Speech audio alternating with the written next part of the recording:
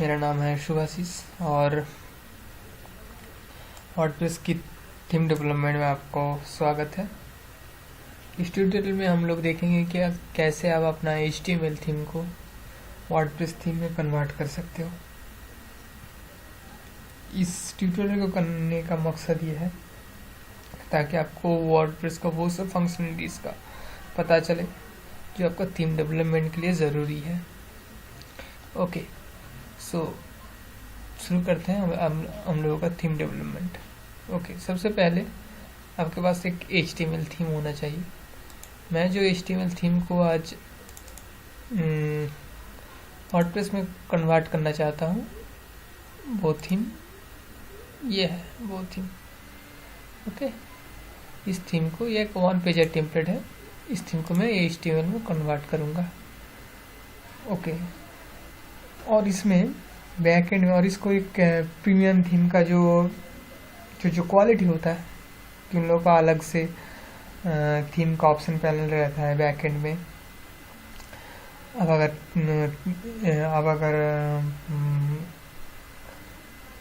मतलब premium theme use किए हो तो आपको पता ही होगा कि प्रीमियम थीम में उसका अलग से ऑप्शन पैनल रहता है।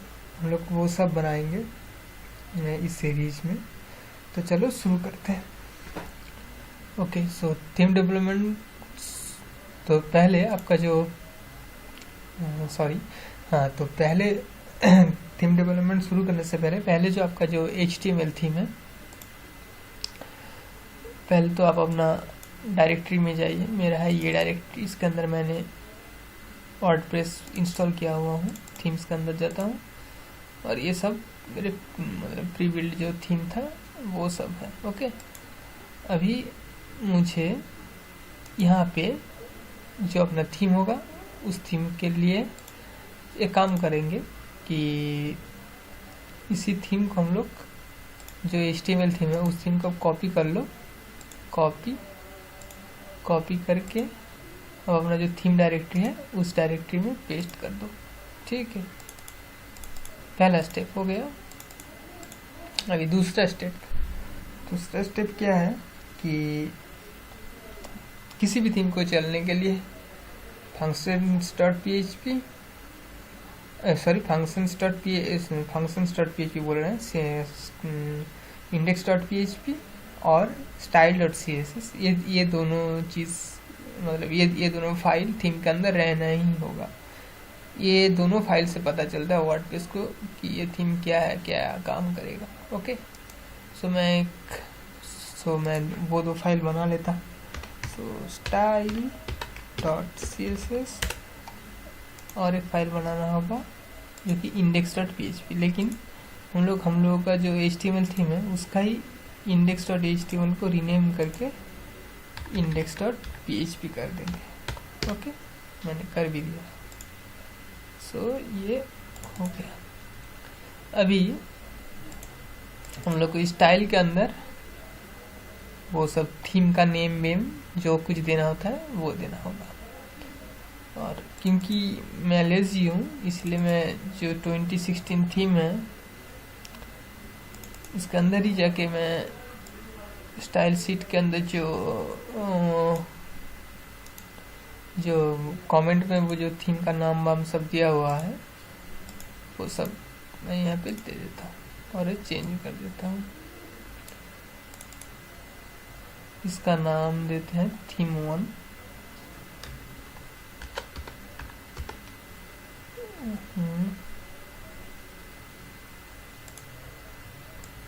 इसका नाम देते हैं थीम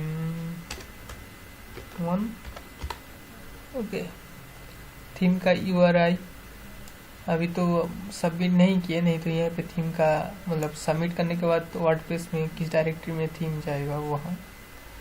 सो चलो मान लो मैं वो ही दे देता हूँ। लेकिन ये जब वर्डप्रेस में आप थीम सबमिट करोगे उस वक्त आपको थीम का URL मिलता है, वो है थीम का URL। Okay, so theme 1।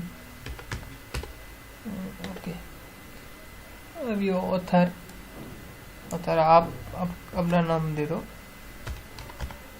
मतलब जो थीम को बना रहा है। ओके, ऑथर यूआरएल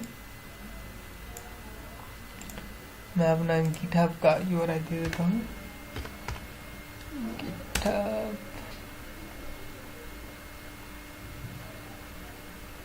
ओके,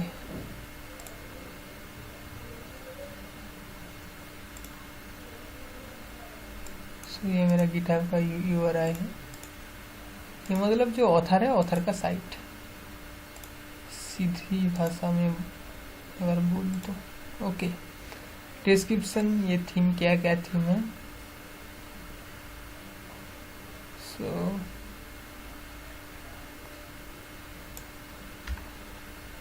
यहाँ पे मैं पहले जो डिस्क्रिप्शन लिखा हुआ था उसको मैं हटा रहा हूँ और यहाँ पे डिस्क्रिप्शन लिखेंगे। This is an awesome one page template।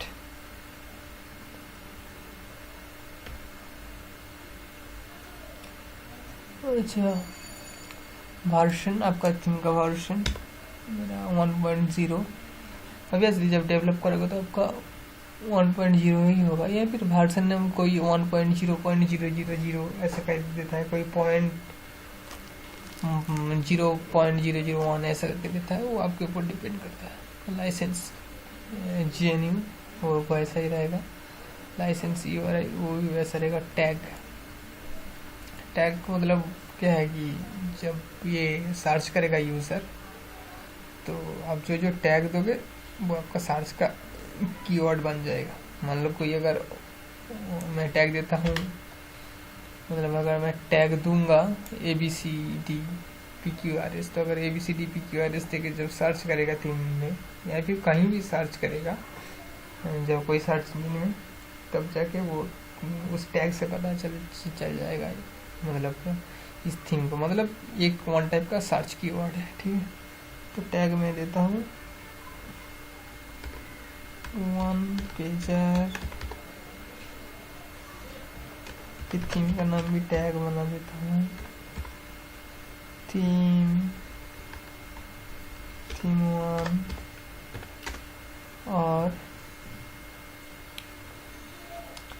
और मान लो देते हैं पोर्टफोलियो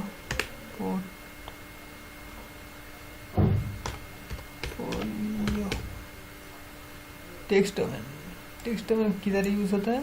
टेक्स्ट डोमेन आप जब अपना थीम को ट्रांसलेट करते हो, आई मीन दूसरी इंटरनेशनलाइजेशन करते हो कि दूसरे भाषा में इसको मतलब ट्रांसलेट करना है, तब जाके आप इसको यूज़ करते हो।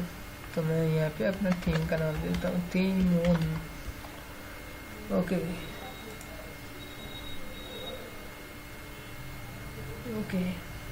ये बाकी जो है वो वैसे है। तो ये हो गया।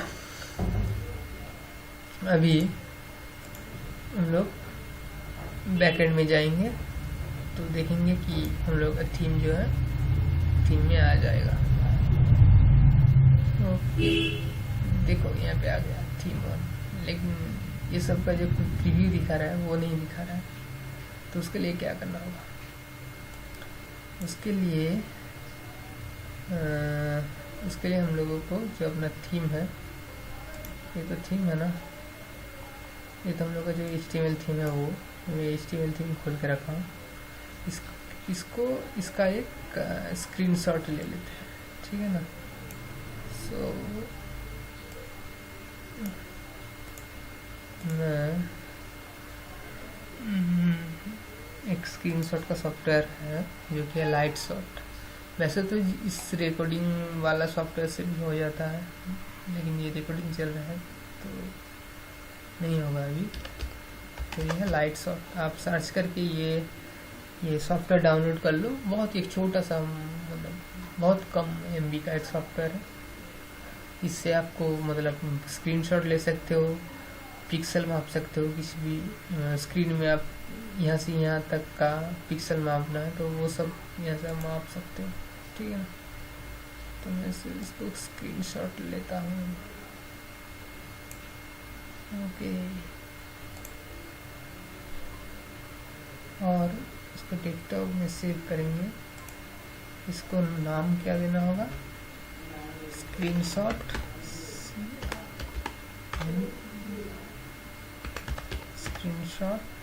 .png याद रहे, इसी नाम आपको देना होगा।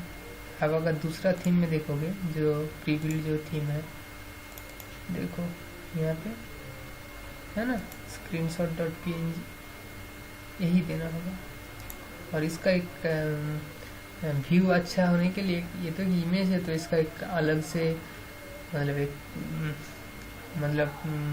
इसका विड्थ हाइट ठीक रखना होगा, ताकि व्यू सही आएगा बैकेंड में। मैं इसका विड्थ हाइट चेक कर लेता हूँ। डिटेल्स 1200 और 900। ओके, तो मेरा तो ये थीम है screenshot.png। कहाँ है,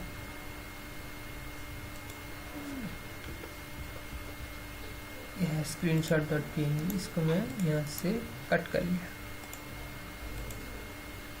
सॉरी, ये screenshot.png कहाँ गया, ओ ये है। तो इसको मैं यहाँ से कट कर लिया और अपना जो थीम बना रहे हैं कॉमन पिक्चर के अंदर, इसको मैंने यहाँ पे पेस्ट कर दिया।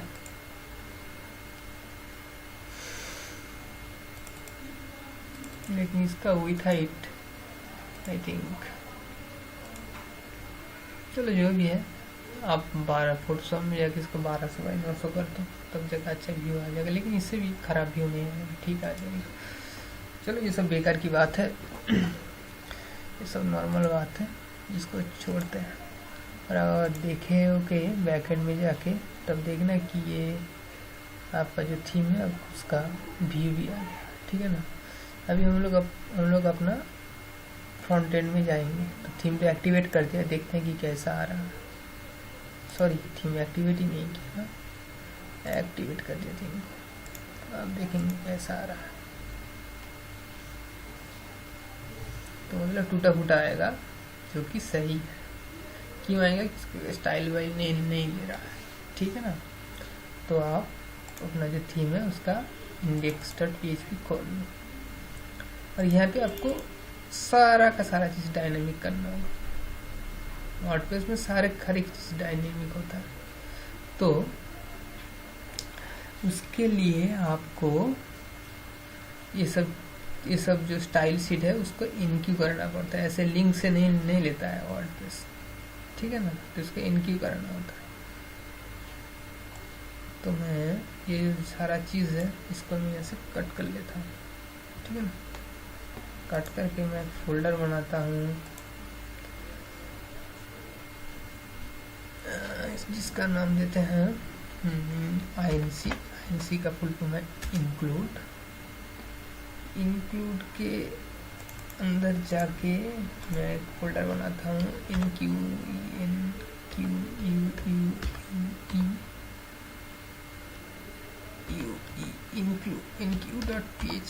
क्योंकि यहाँ पे जो भी होगा मतलब वो लोग इनक्यू के लिए इस फाइल का इस्तेमाल करेंगे। ओके, और यहाँ पे मैं कमेंट करके लिख देता हूँ कि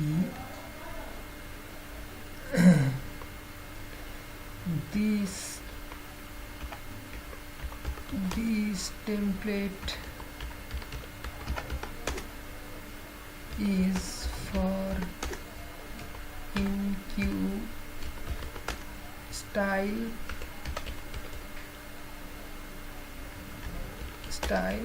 and script। ओके, अभी हम लोग इस फाइल को functions.php में जोड़ना है, ठीक है ना। मतलब इसको तो इनक्यू कराने के लिए कहीं जोड़ना होगा ना। तो हम लोग एक फाइल बनाएंगे functions.php। functions.php में थीम का सारा फंक्शंस रहता है, इसलिए इसका नाम भी है functions.php। ओके, ये हो गया।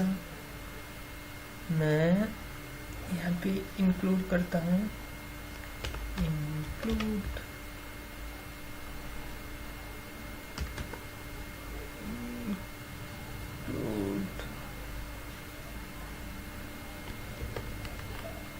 ऐसे ही होता है ना। ओके, तो इंक्लूड बोल के आप यहाँ पे स्लैश INC स्लैश फाइल का नाम देके वो कर सकते हो, लेकिन वो बेस्ट प्रैक्टिस नहीं है, वो वर्डप्रेस की स्टैंडर्ड मैच नहीं करेगा, ठीक है ना। तो उसके लिए आपको ऐसे लिखना होता है, get template directory. Get template directory मतलब आपका जो करंट थीम है, मतलब जो आपका थीम है उस थीम का ये टेम्पलेट URLs देगा। मतलब ये क्या है कि ये जहाँ पे इंस्टॉल है कि लोकल लिस्ट के अंदर जो htdocs है, htdocs के अंदर जो हम लोग लोकल लिस्ट जो मतलब जहाँ पे इंस्टॉल किया हुआ है वह है ये वर्डप्रेस के अंदर, फिर WP कंटेंट, फिर थीम्स के अंदर ये जो वन पेज बोल के जो थीम है वो थीम, तो ये वो टेम्पलेट यहाँ तक शो करेगा। ओके, इसको कॉन्कैटिनेट करना होगा, कॉन्कैटिनेट करना मतलब जोड़ना। ओके, उसके बाद INC फोल्डर के अंदर INC एक फोल्डर हो गया, INC फोल्डर के अंदर enq.php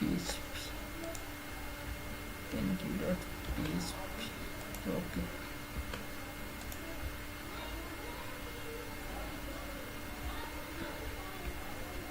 अच्छा ये तो था, मैं इसको कॉपी नहीं किया, कट कर दिया था। फिर यहाँ पे अभी कमेंट सेक्शन के अंदर रख देते हैं इसको।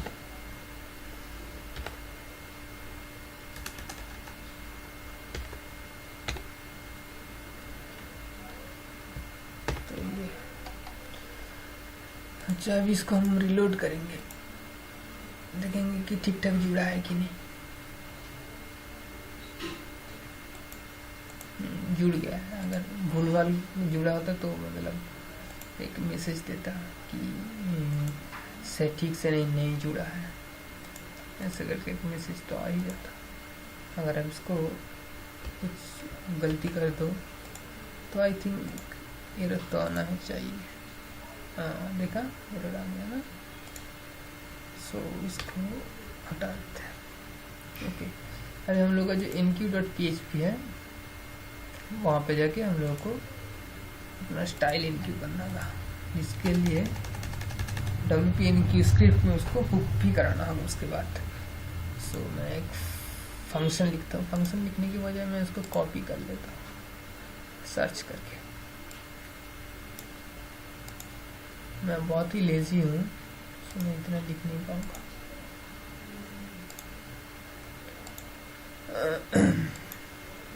WP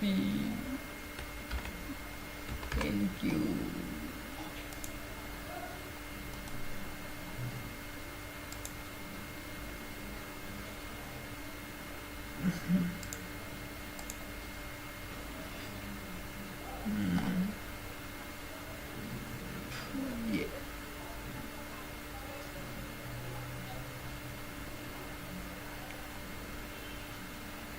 ये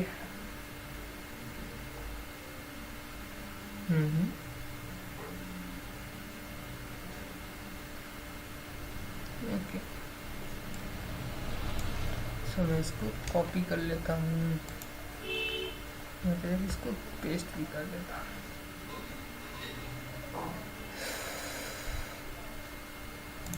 ओके, पहले हम लोग को स्टाइल, ये सब तो हम लोग स्टाइल इनक्यू कर रहा है, मतलब कर रहा हूँ ना। सो यहाँ पे देते हैं स्टाइल।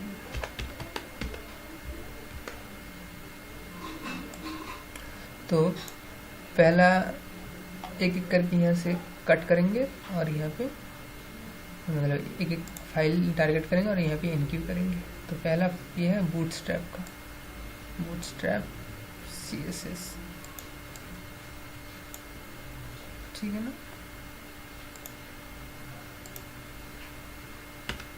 Bootstrap CSS। ओके, और उसके बाद इसका सोर्स देना होगा। सोर्स जो कि है ये है, ठीक है, ये सोर्स है कि टेम्पलेट डायरेक्टरी URI ये बूटस्ट्रैप जो है, बूटस्ट्रैप का सोर्स ये है। ओके, पहला मतलब काम यही होगा कि ये सब स्टाइल डॉट CSS जो मैंने पहले किया वो सब करके आप जितना स्टाइल शीट है उसका भी इनक्यू कर दो, ठीक है। मैं बस वही करने जा रहा हूँ, मतलब वही कर रहा हूँ मैं। उसके बाद जो पैरामीटर है डिपेंडेंसी, तो ये किसी के ऊपर डिपेंडेंट नहीं है। अरे ओके, डिपेंडेंसी मतलब वो अगर यहाँ पे अगर कुछ डिपेंडेंसी दोगे मतलब ये फाइल वो फाइल के नीचे आएगा, ठीक है। डिपेंडेंसी का यही मतलब है। उसके बाद वर्जन यहाँ पे बूटस्ट्रैप का वर्जन दे सकते हो क्योंकि बूटस्ट्रैप का स्टाइल इनक्यू कर रहे हो ना। सो इसका देते हैं बूटस्ट्रैप 3.0 वाला, ठीक जो भी है। उसके बाद आपको और जो पैरामीटर है मीडिया, मतलब प्रिंट मीडिया या फिर ऐसे ही स्टाइल शीट में यूज हो रहा है। अगर प्रिंट मीडिया और स्टाइल शीट दोनों में इनकी मतलब ये स्टाइल अप्लाई होगा तो आपको इसमें ऑल लिखना होगा। ये सारा मतलब हर एक प्लेटफॉर्म में ये यूज हो। अच्छा,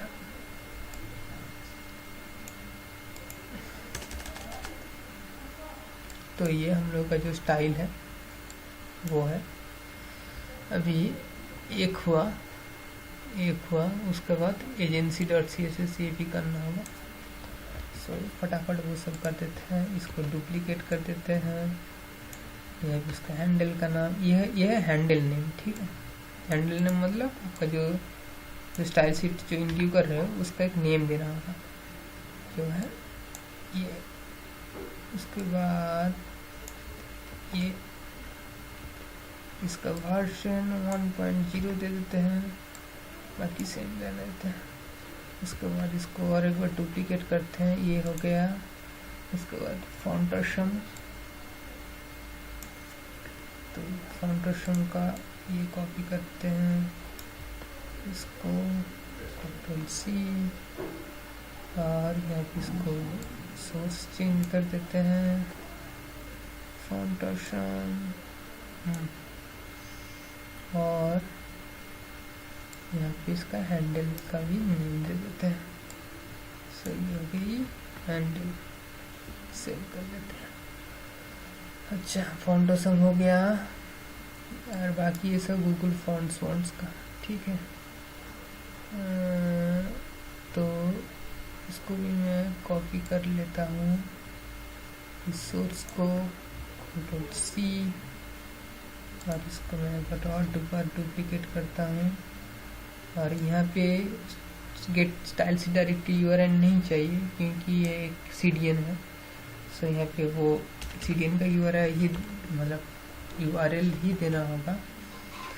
तो ये हो गया, URL दे दिया, डिपेंडेंसी नहीं चाहिए और इसका एक नाम भी देना होगा। नाम मैं ये दे देता हूँ, तो इसको मैं कॉपी कर लेता हूँ, और ये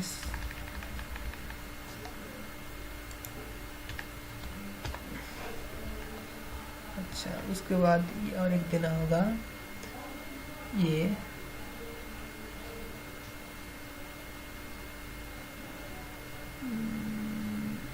तो इसका भी URL कॉपी कर लेता हूँ, कॉपी, और इसका URL चेंज कर देता हूँ। उसका हैंडल का भी नेम चेंज करना होगा, तो ये कॉपी कर लेता हूँ, हैंडल का नेम भी दे देता हूँ यहाँ पे। ओके, और इसके बाद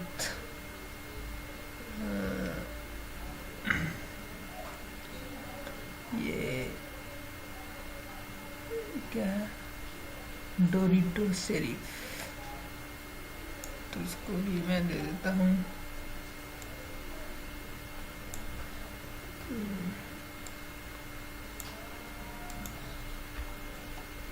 ओके। और इसका ये भी चेंज कर देता हूँ हैंडल,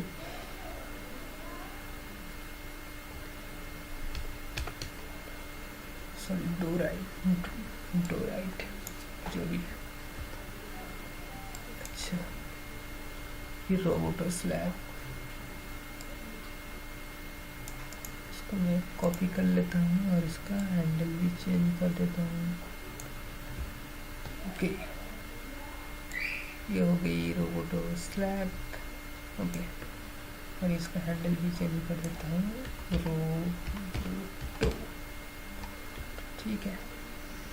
तो ये हो गया। और ये जो है आपका जो क्या कहते हैं इंटरनेट एक्सप्लोरर का जो वर्जन है, ये इंटरनेट एक्सप्लोरर तो पका हुआ वाली चीज़ है ना। सो ये सब मतलब बहुत सारा मॉडर्न HTML टैग फैग वो सपोर्ट नहीं करता है। सो इसके लिए मॉडर्नाइज़र इस्तेमाल करना होता है। और ऐसे बहुत कुछ CSS3 सपोर्ट नहीं करता है। ओल्ड फैशन कह सकते हो, ओल्ड फैशन मतलब ओल्ड ब्राउज़र है। सो उसके लिए वो भी करना होगा, लेकिन वो बाद में करेंगे। हाँ, और एक चीज़, इसका फंक्शन का नेम चेंज कर देते हैं, ठीक है ना। इसका नाम देते हैं हम लोग का नाम, मतलब जो लिखेंगे वो लिखेंगे। हाँ, तो मैं जो बताने जा रहा था कि जब भी आप फंक्शन का नाम दोगे ना, थीम या फिर जो प्लगइन भी बना रहे हो, तो ऑब्वियसली आपका थीम का नाम अलग होगा, प्लगइन का नाम होगा। लेकिन जब थम्स और मतलब फंक्शन का जब नाम लिखोगे, तब आप कोशिश करना कि आप वो थीम और प्लगइन का प्रीफिक्स देके शुरू करो, ठीक है ना। तो मैं देता हूँ। हालांकि ये चीज़ जो लोग डेवलपमेंट करता है वो लोगों तो ये सब बेसिक चीज़ें पता ही है, लेकिन फिर भी मैं बता देता हूँ, मतलब बता रहा हूँ। तो इसका नाम देते हैं ऑन पेजर, सॉरी हम लोग का थीम 1 था ना, थीम 1 स्टाइल एंड स्क्रिप्ट।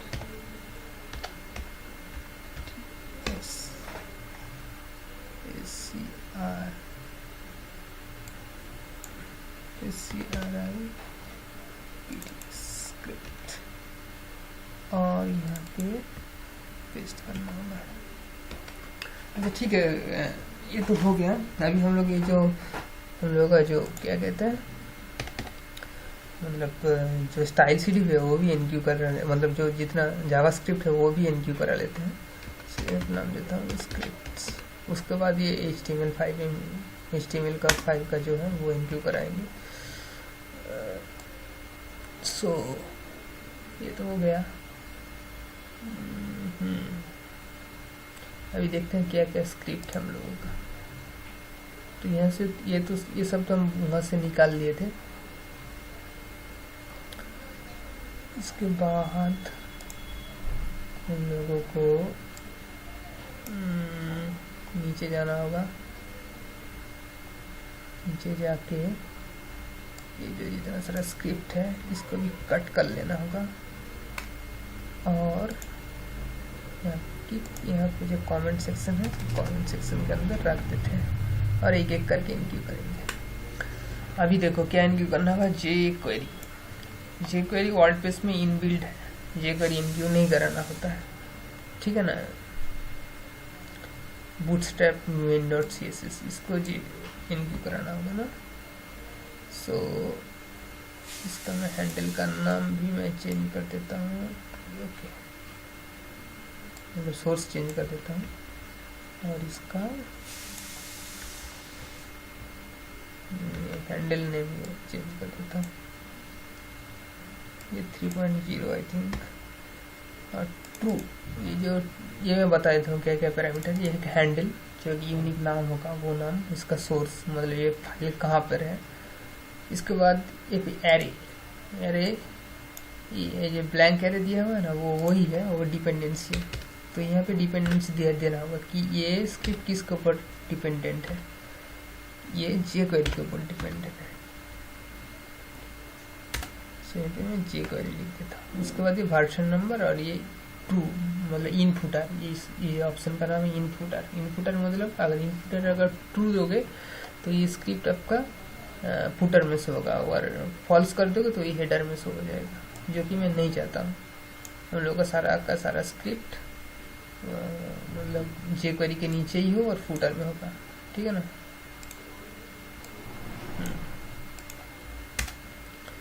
अच्छा, उसके बाद यह है प्लगइन जावास्क्रिप्ट। ये इजी का एक प्लगइन है, तो मैं इसका सोर्स कॉपी कर लेता हूँ और इसको डुप्लीकेट करता हूँ एक बार, क्योंकि CDN है। सो यहाँ पे ऐसे देना होगा इसका URL। अच्छा, ये भी jQuery के ऊपर डिपेंडेंट है, और ये इसका हैंडल का नेम चेंज कर देते हैं, इजी। और क्या है उसके बाद क्लासी, तो इसको मैं कॉपी कर लेता हूँ। ओके,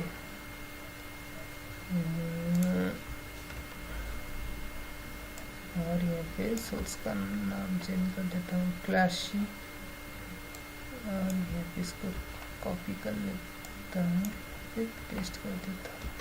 इसको काम करते हैं जैसा ऑर्डर में था वही ऑर्डर में इसको शो कराते हैं। वैसे ये कुछ प्रॉब्लम मतलब कोई प्रॉब्लम नहीं होगा, लेकिन मैं चाहता हूँ कोई अगर कॉन्फ्लिक्ट आ भी जाए तो मैं वो फेस नहीं करना चाहता। ऐसे आप ऊपर नीचे आगे पीछे सजा सकते हो इस यहाँ पे jQuery मतलब ये जो डिपेंडेंसी दिया हुआ है, आप जो डिपेंडेंसी दोगे उसके नीचे वो शो करेगा। मतलब अगर यहाँ पे jQuery हो तो ये बूटस्ट्रैप का जो ये है वो बूटस्ट्रैप का नीचे शो करेगा, ठीक है ना। अच्छा, उसके बाद हम लोगों को क्या देना होगा,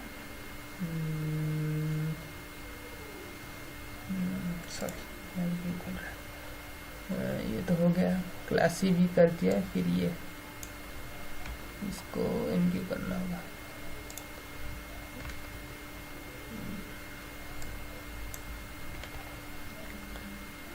ये हैंडल नेम, इसको हैंडल नेम के तौर पे यूज कर देते हैं। ओके,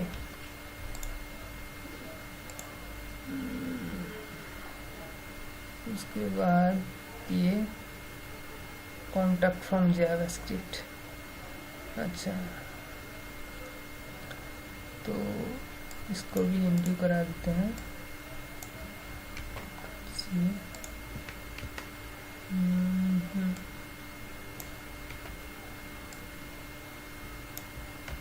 इसका हैंडल का नाम ये दे देते हैं। अच्छा,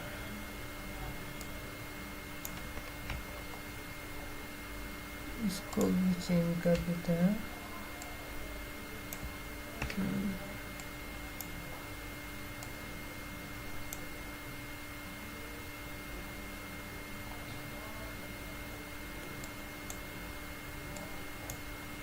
j/contact.js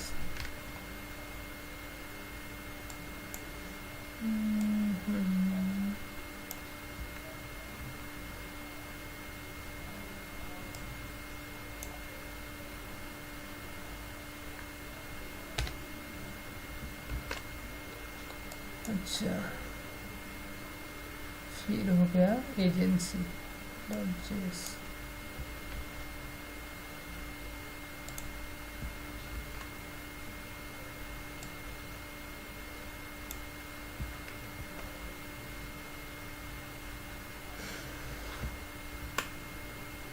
इसका नाम दे देते हैं एजेंसी। ओके, हो गया। कितना सारा स्टाइल स्क्रिप्ट जो एनक्यू करना था एनक्यू कर दिया। और एक बाकी है क्या, ये सो इसको मैं यहाँ से ऐसे काट तो करूँगा, लेकिन ये देखो ये आपका हेड सेक्शन में जाएगा, है ना। तो इसको WP हेड में इसको इंक्लूड करना होगा। सो यहाँ पे लिखते हैं IE सपोर्ट, ओके। ये लिखते हैं फंक्शन थीम1 IE सपोर्ट, ओके। इसको करना होगा, इसका नाम है आपका WP हेड का नाम है। WP हेड मतलब ये जो हेडर टैग है ना उसका अंदर यह हुक होगा। सो WP हेड, और इसके बाद आपका सेकेंड पैरामीटर में एज ऑलवेज फंक्शन का नाम, ठीक है। और यहाँ पे इसको कट कर लेता हूँ, कट करके PHP बंद कर देता हूँ, और उसके बाद PHP खोल भी देता हूँ, क्योंकि हम HTML लिखेंगे। जो HTML है ये, इसको HTML की कमेंट सेक्शन में देना होता है, तो ये है। अच्छा, अभी हो गया। इसके बाद हम लोग को क्या करना होगा कि इसको यहाँ पे W फंक्शन ले लेना होगा, वर्डप्रेस का है, WP फुटर बोल के। फुटर के अंदर से सारा स्क्रिप्ट इनकी होता है, स्क्रिप्ट आता है, ठीक है ना। मतलब फुटर में जो कुछ स्क्रिप्ट या फिर जो कुछ फुटर में ऐड करना चाहते हो वो WP फुटर के थ्रू आता है, ठीक है ना। अब कोडेक्स में जाके फंक्शन चेक कर लो एक बार, यही है। सो WP फुटर, और वैसे ही यहाँ पे ऊपर में WP हेडर देना होगा, ओके। इसका नाम चेंज करके कर देते हैं WP header, okay.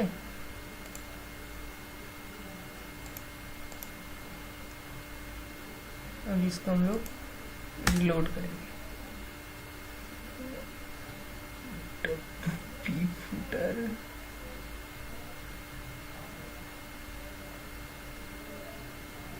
Undefined function, ये कैसे हो गया हेडर, WP हेडर ही तो है, भूल जाता हूँ।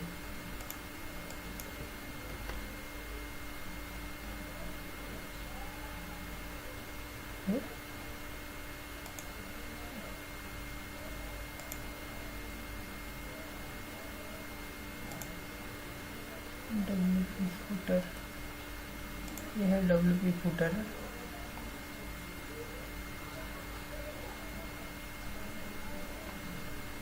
तो WP हेड ही तो, WP हेड है क्या? हाँ, WP हेड, हेडर नहीं, WP हेड, भूल जाता हूँ ये सब चीज़। हालांकि बहुत ही सिंपल चीज़ है, ओके।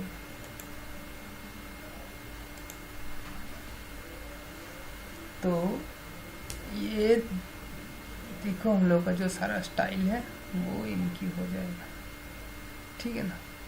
ये देखो खींच लिया ना। सो ये सारा स्टाइल एंड जो स्क्रिप्ट है वो इनक्यू हो गया होगा, लेकिन यहाँ पे आपका जो GUI है उसमें तो बहुत सारा एरर आ ही गया। मतलब आता ही है, क्योंकि इसका jQuery जो है वर्डप्रेस सबका नो कॉन्फ्लिक्ट मोड में लिखता है, ठीक है ना।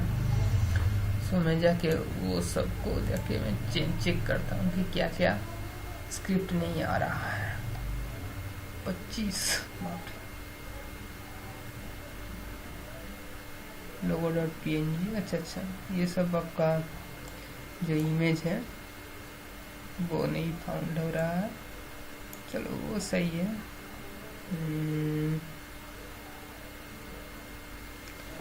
सही है ये, अच्छा ये है कॉन्टैक्ट मी।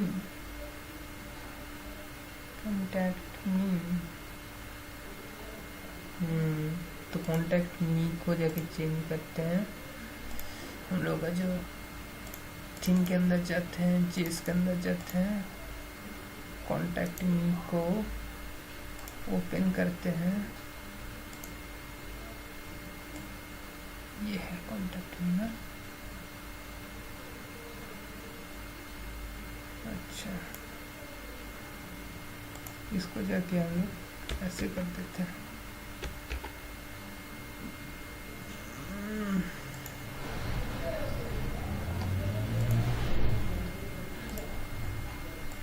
एक चीज़ में चेक कर लेता हूँ कि jQuery नो कॉन्फ्लिक्ट फंक्शन कह सकता है। जे फंक्शन jQuery,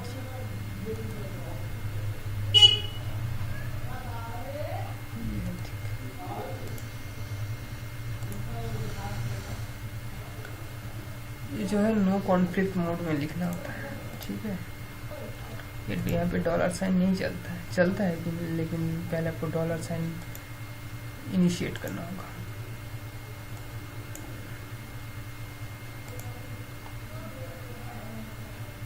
ऐसे फंक्शन इसके अंदर jQuery,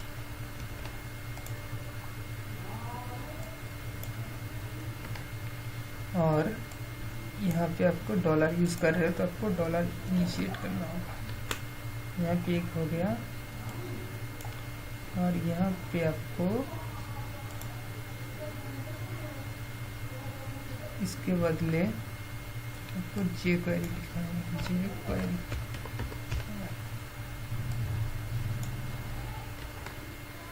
ओके,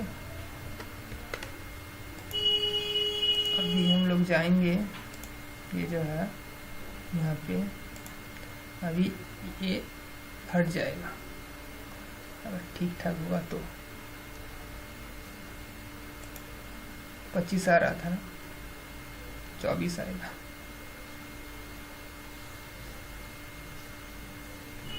एक काम कर सकते थे, पहले इमेज का लिंक बिठा देते, लेकिन 25 का 25 ही आ रहा है। I don't know. Contact me, तो कॉन्टैक्ट मी में यहाँ पे कहाँ फंक्शन,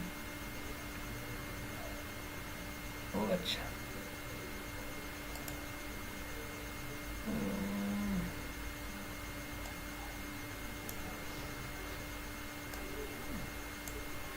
इसको हटाना होगा।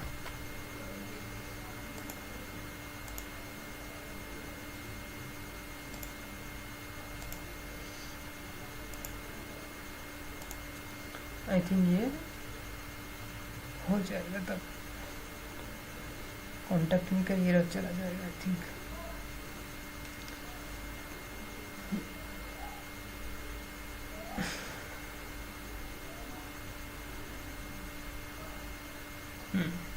तो ये एरर चला गया, ठीक है ना। ऐसे करके आपको एक एक करके सारा का सारा जो जावास्क्रिप्ट एरर है वो आपको हटाना होगा। अच्छा, और कहाँ से आ रहा है ये, agency.js, अच्छा इसके बाद ये तो है,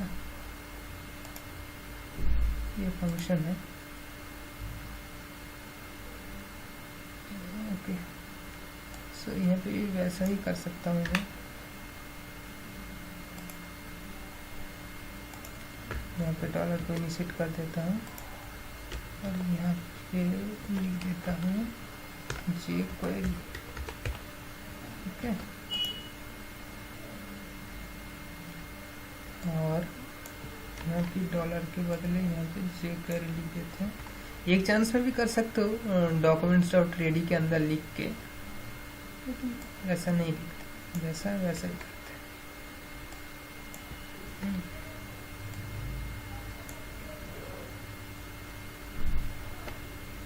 ओके, तो अभी और एक काम हो जाएगा।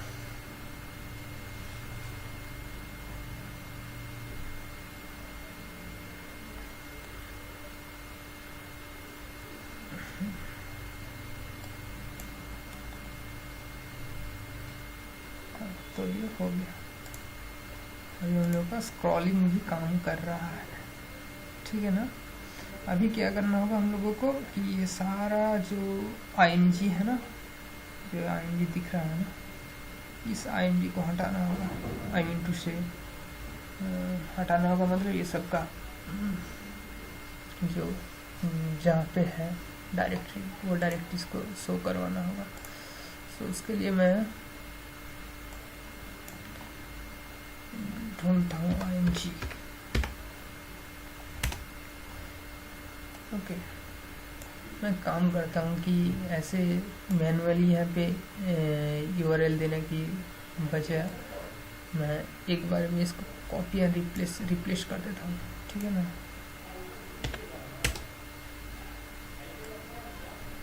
सो img /img जो है, तो इसको मैं कॉपी रिप्लेस करूँगा किसके साथ, मैं वो लिख लेता हूँ पहले। फंक्शन का नाम क्या था, गेट टेम्पलेट डायरेक्टरी वाला है ना, गेट टेम्पलेट डायरेक्टरी वाला है।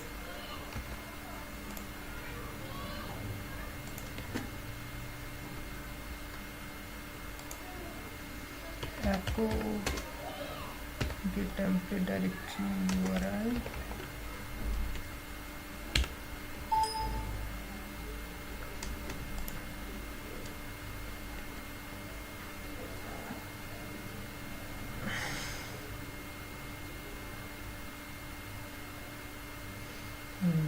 और उसके अंदर में जाके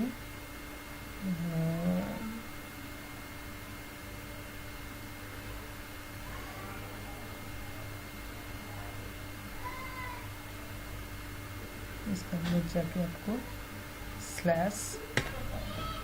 /img, उसके बाद स्लैश, इसी से काम हो जाएगा। रिप्लेस ऑल, देखा 23 इमेज था। सो ये आप देखोगे हर एक इमेज की सोर्स के पहले ये बैठ गया। ओके, देखते हैं कि इमेज आ रहा है कि नहीं। आ गया।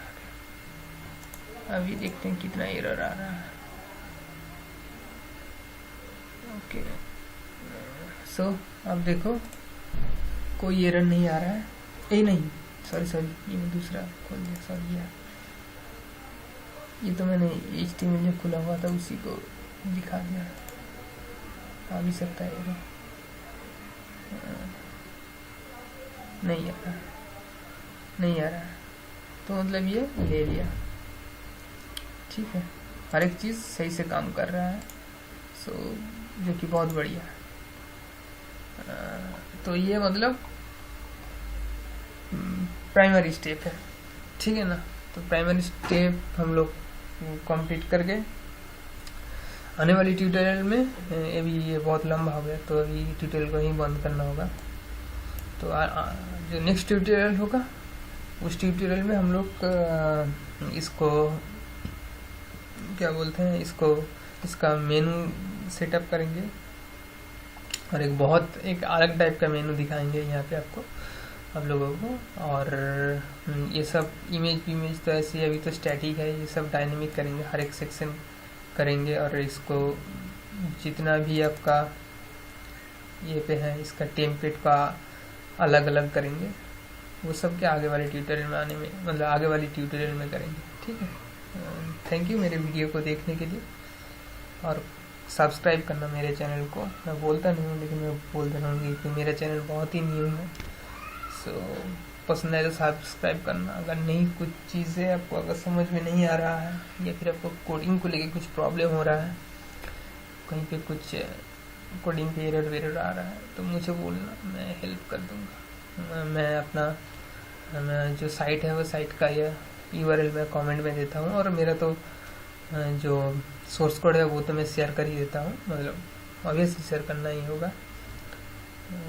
तो आप सब्सक्राइब करो, और अगर आप लोगों को जानना होगा तो मेरे साइट में जाकर आप कांटेक्ट कर सकते हो, या फिर मेल कर सकते हो मुझे। साइट में ही जाके कांटेक्ट करो, वही अच्छा होगा। सो अच्छा है, तो चलो नेक्स्ट ट्यूटोरियल में मिलते हैं। बाय।